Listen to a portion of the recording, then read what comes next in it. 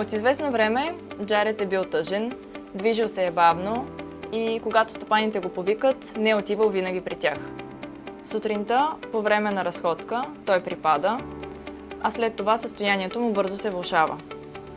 Когато го приехме по спешност, Джаред лежеше настрани, не можеше да се изправи, дишаше тежко и периодично лаеше в несвяст. Причината се оказа сериозна.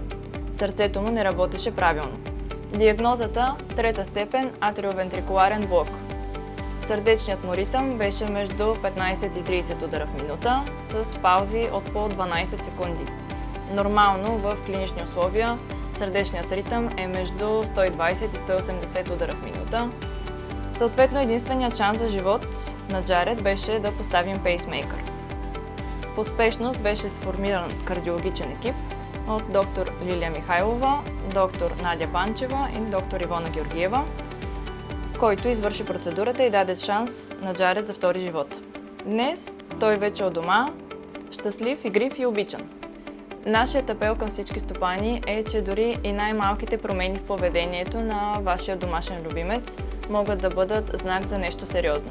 Не отлагайте прегледа и не чакайте симптомите да отминат. Понякога навременната реакция спасява живот. Ако имате нужда от нас, заповядайте в Обединена ветеринарна клиника.